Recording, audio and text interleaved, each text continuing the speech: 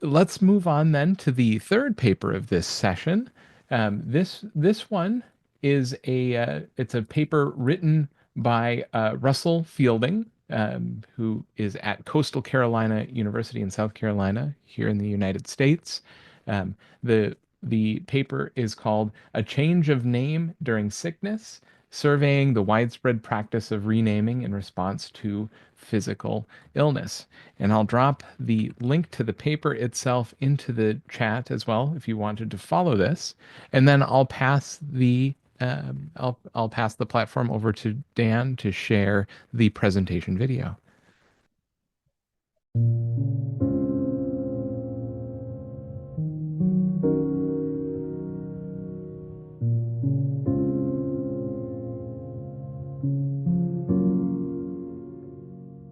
Hello, my name is Russell Fielding, and I'm an associate professor in the HTC Honors College at Coastal Carolina University. This is in Conway, South Carolina, in the US. The paper that I was invited to present to you today is titled "A Change of Name During Sickness," and it consists of a survey of the widespread but understudied practice of renaming a person in response to physical illness. I'd like to start with this gentleman, whose name is Joko Widodo. Until late last year, Mr. Widodo served as the president of Indonesia. He sometimes goes by the nickname Jokowi, and some have referred to him as Indonesia's Obama, in part because of a physical resemblance between the two men. But Obama and Widodo have been photographed together, ruling out any conspiracy theories that would suggest they're actually the same person.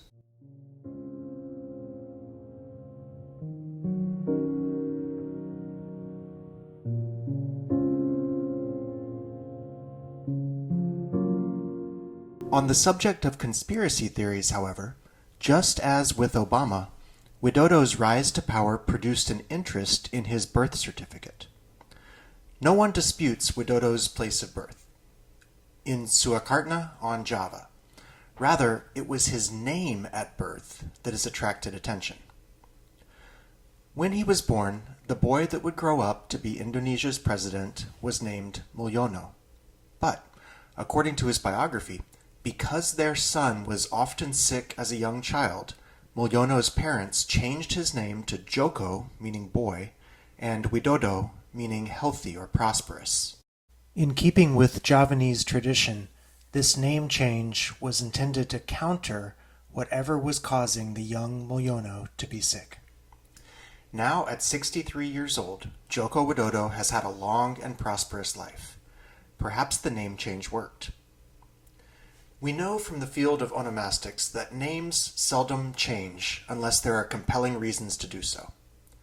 Some reasons for name changes might include adoption, attainment of status, gender transition, marriage, migration, or religious conversion. Often these name changes accompany a change in identity. But the question has been raised as to the direction of causality in the name changes and the changes in identity. Which leads to which? In the case of a name change during illness, the hope is decidedly that the name change will bring about a change in identity, from that of a sick person to that of a person who is healthy. As we'll see, the tradition of changing a sick person's name as a way to bring about recovery has a long and widespread history that is still being practiced today. I first encountered this phenomenon while reading Heinrich Harr's 7 Years in Tibet. In this book, the author describes a tradition in Tibet by which new parents name a child in consultation with religious leaders, and then, in the case of illness, the parents rename the child. I probably would have forgotten this minor anecdote within the book had it not been for encountering it again soon afterward in a different book about a different place. Last Places is Lawrence Millman's travelogue about a trip he took across the North Atlantic. While in Greenland, Millman met a man who had visited a shaman for advice on treating an illness, and the shaman recommended a name change, which worked.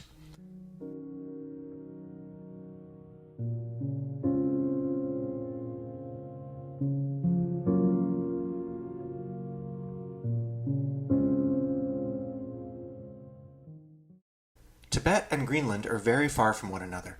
and I was struck by the fact that such a similar practice would occur in two very different places. Given the migrational history of humankind and the tens of thousands of years that separate the settlement of Greenland from the settlement of the Tibetan Plateau, it's unlikely that this renaming practice would have diffused directly from Tibet to Greenland, or from Greenland to Tibet. I considered it more likely either to be coincidentally unique to these two places or to be present in other places, among other cultures as well. I decided to conduct a systematic review of this practice using Yale University's Human Relations Area Files database. HRAF, as it's called, is a catalog of published and unpublished ethnographic data on 337 world cultures. Actually, now it's up to nearly 400. HRAF's interface operates like a search engine. I conducted methodical searches using words and wildcards related to naming, renaming, and illness. My initial results returned more than 1,300 documents representing almost 700 separate cultures. I removed the duplicate results and documents that included the search terms but were off topic, and then I added other sources I found searching JSTOR, Google Books, and other databases.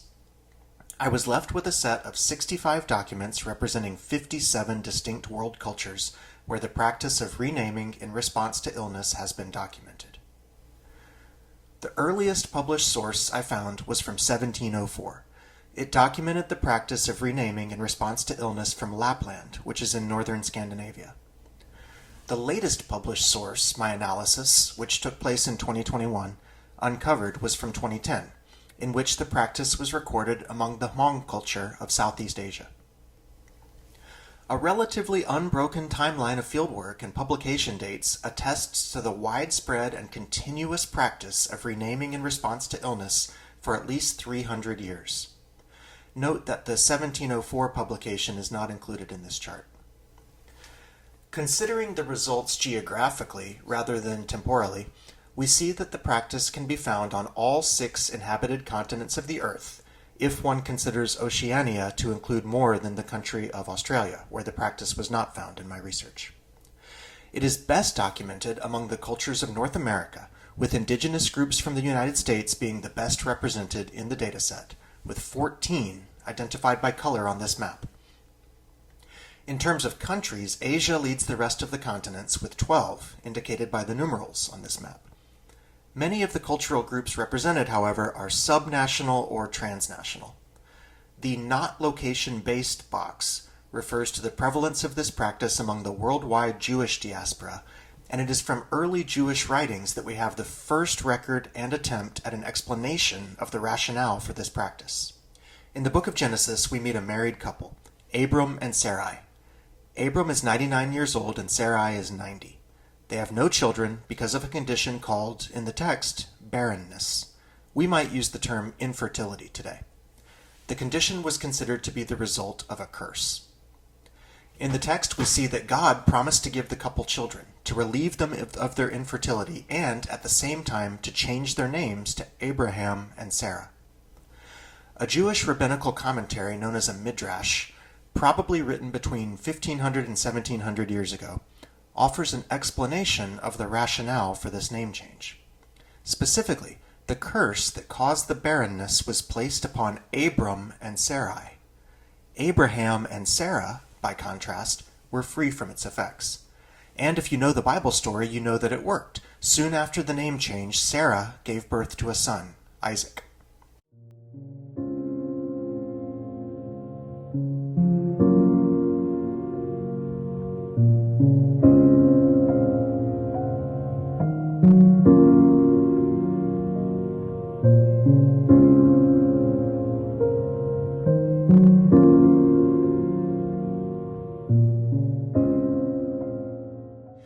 In analyzing the results of my study, I found some attributes of this practice that remained consistent across cultures. The first, and most common attribute, is that the practice is applied only to children. Abram and Sarai, both in their 90s, would be outliers in this case. In about 63% of the cases I analyzed, the practice was described specifically as applying to children, as in this example from Uganda, and this one from China. it was difficult to detect clear cases of adults' names being changed. Usually I had to rely on the context and statements of agency, such as this one from Angola, to determine that an adult's name had been changed or that they had changed it themselves. The second most frequent mentioned attribute, appearing explicitly in 28% of the documents I reviewed, was that the renaming was done for the purpose of confounding or confusing the spirits responsible for the illness, as in this example from Borneo, and this one from Jewish traditions. The next most common attribute, appearing in 21% of the documents I reviewed, was the sense that it was the old name itself that was the cause of the illness. The new name, then, simply took the place of an offending name that had to be removed, as in this case from Japan, and this one from the United States. Next, attested by 14% of the documents, was the sense of appeasing a child's ancestors, and in doing so resolving a conflict that had resulted in the child's illness, as in this example from Congo. Next, only occurring in 7% of the cases, was the tradition of choosing a new name that itself was overtly connected to health. We saw this example from Greenland earlier, where the new name translated to healthy fellow, and we see it in this example from Russia. Another less common attribute, found in only 5% of the cases, is that the new name was derogatory, an ugly name, as in this case from Indonesia. One explanation given for this practice was that the spirits responsible for the illness would be tricked into thinking that the parents did not care about the child and would thus leave her alone. A very rare but still interesting attribute found in only 3% of the documents was that the new name chosen was very literally a new name, as in this case from Myanmar. With so many examples from centuries past, it's important to remember that the practice of renaming in response to illness still occurs today, as this Reddit thread from 2024 indicates. In it, I counted 13 separate cultures represented in the more than 75 posts made in response to the original query.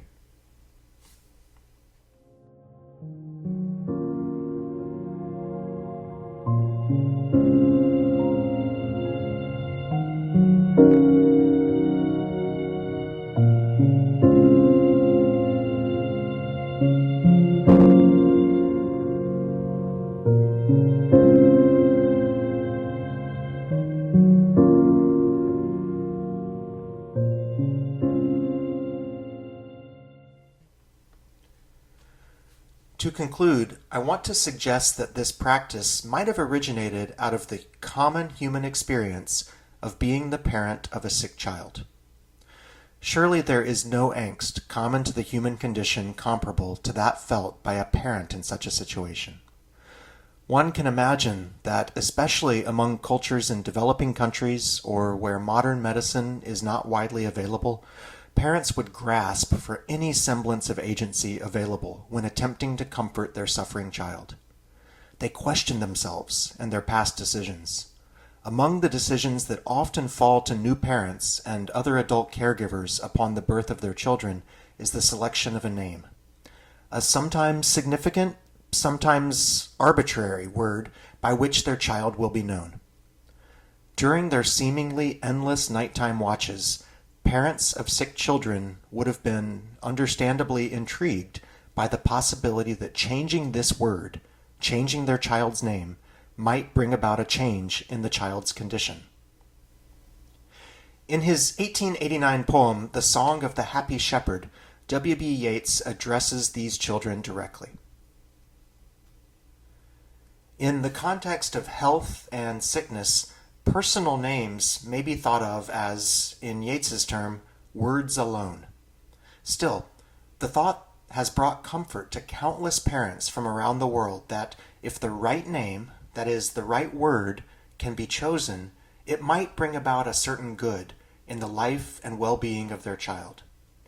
In the absence of alternatives, and supported by a traditional rationale that renaming can indeed bring about recovery by confounding the spirits or appeasing the ancestors ultimately responsible for the illness, it is no surprise that this practice has arisen and persisted in the diverse cultures I've discussed. Renaming affords a glimmer of control to a person otherwise powerless in the face of their child's or their own illness.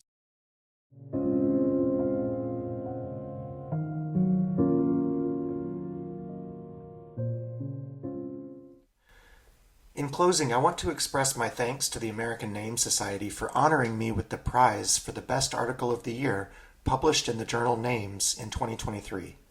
The article is available at the DOI link here and by scanning the QR code on the screen.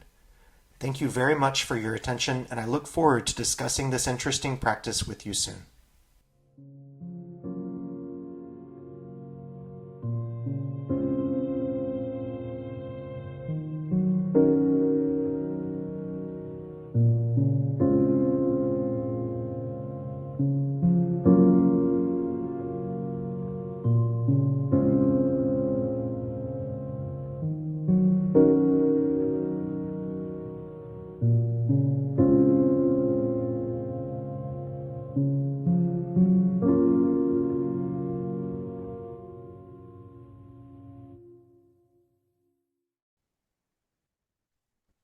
Excellent presentation. Thank you so much for that, Russell. I mentioned it in a private message. I wasn't going to mention it here, but the little musical interludes and the pauses you included really do give your listeners a chance to catch up with what you're saying, and I really appreciate that too.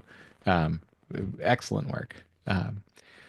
So Thank you. Thank you very much. I know that when I'm listening to new information or taking in new information for the first time, often my own brain needs a bit of a break from time to time. So I thought that the music might be a nice way to offer that to everyone else. definitely, I'd like to open the floor for any questions at this time. Questions for Russell in this work. I put the link to the article in the chat again if you'd like to click there to access it. I see one question from Iman. Yes.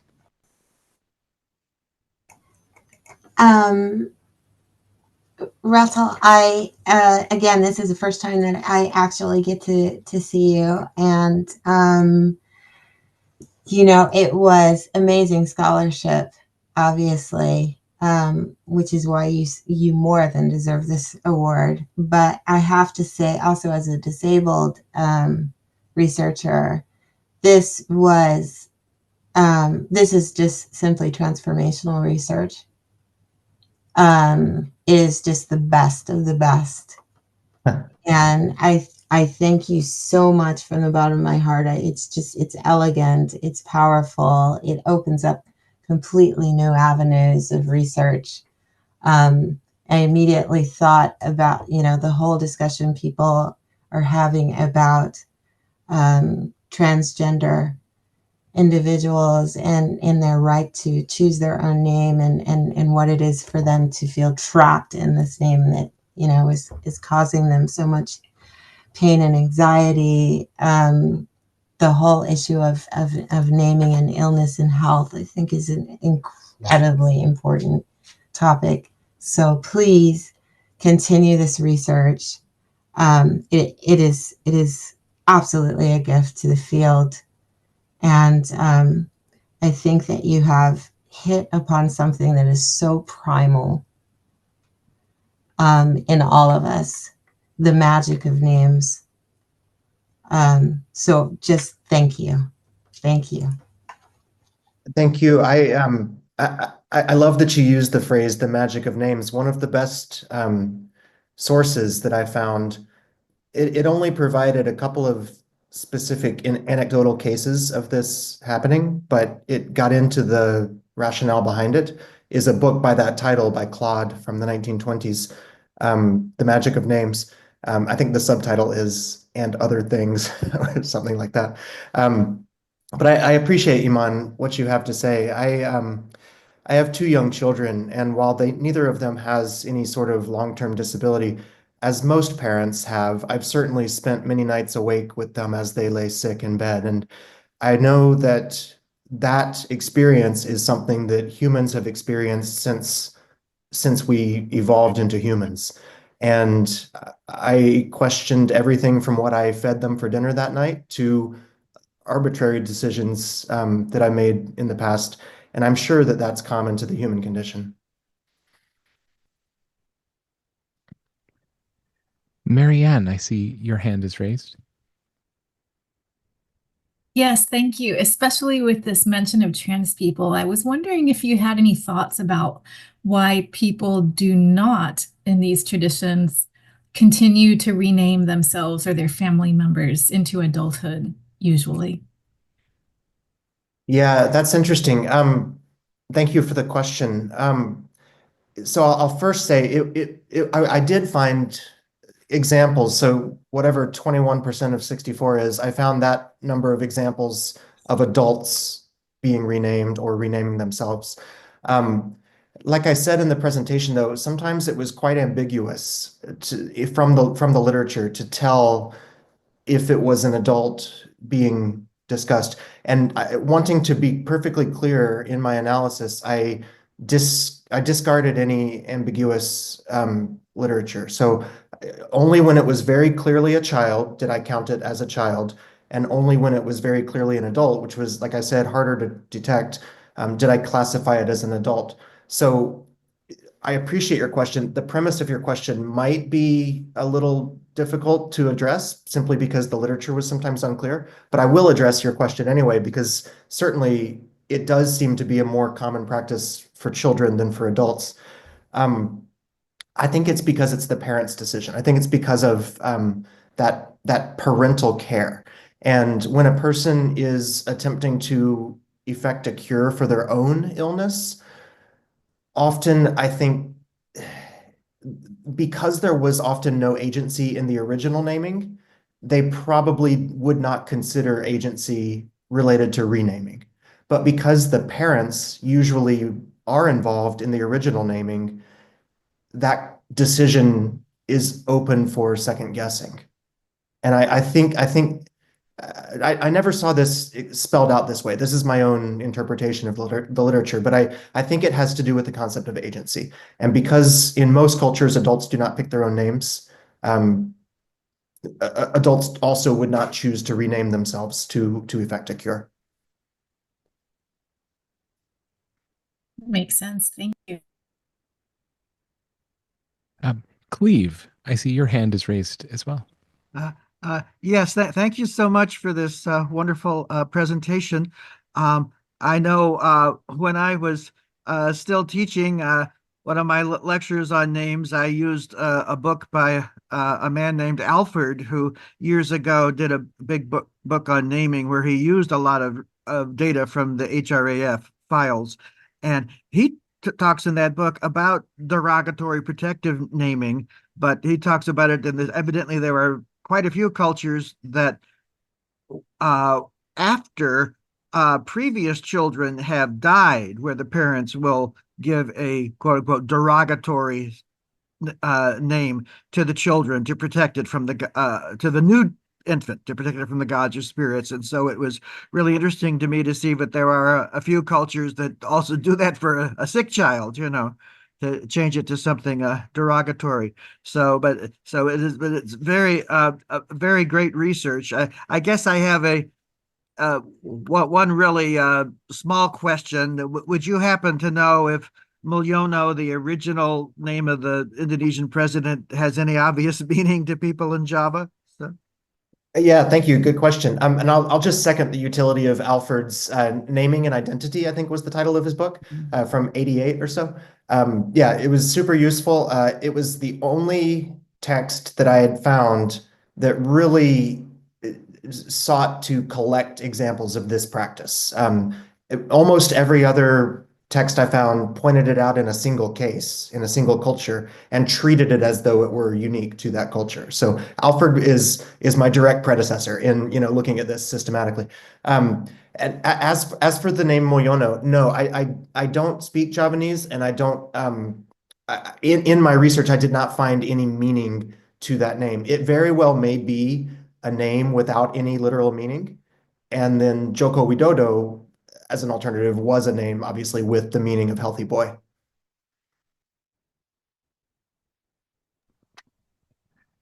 Thank you. We have I see two questions in the chat. The first one from Emma Myers. First, this was so amazing and fascinating. Thank you so much for the name changes for the babies in Congo to appease the ancestors. Was the thought that the ancestors were unhappy with the name and that had been chosen, or would be happy with a new one? Or was it another form of just distancing from or tricking malevolent forces? Oh, it was actually neither of those. So this was an interesting one. And the quote that I chose was very long, and I had to make use of ellipses several times, and I might have left out the part that would have answered this question. So the dispute among the ancestors had to do with which ancestor's name would be passed on to the child. You can imagine maybe two grandfathers, each wanting to be the namesake of the child. And the idea was that the parents had picked the wrong one. They had picked one, and the other ancestor, I got the impression the ancestors were dead, that the other dead ancestor was punishing the child for having been given the name of the other ancestor. So what the parents would do then, at least in that case from the Congo, was not switch the name to the alternative ancestor, but to give the child what the author called a neutral name, a name that neither ancestor had, just to remove any need for a dispute altogether. And I remember I liked that author's turn of the phrase. It said something like choosing a neutral name that would neither appease nor anger either of the ancestors. And then I have a question, but there's also a comment from Sarah Bounin Benor. The comment first, I love this paper, very important research. To add a few examples, see the quote, name changing for healing, unquote, post on a link that Sarah posted here, jewish-names.org. To check out later. And then the question is, did you come across any examples of changing names of ill pets? No, I did not. And this is the human relations area files that I was searching through. Of course, these were anthropological publications and field notes that would have taken into account names of animals as well. No, that never arose in my searching, and it wasn't even among the results that I winnowed out as being irrelevant. It certainly makes sense that one might change the name of an animal. I have changed the names of animals in my own life. I grew up on a farm, and we would often give an animal a name and then, for various reasons, rename it throughout its life. That's interesting. That could very well be another study unto itself. Thank you so much, Russell, again for this presentation. To all the folks in the chat and in the room for your questions and engagement with Russell's work and the other authors in this section. Again, this session was all about excellent research that we've seen in recent years in the Names Journal. Please do check out these specific articles in Names, but also see what else you can find in the pages of Names too. I think you'd be surprised at some of the work that's going on in onomastics today.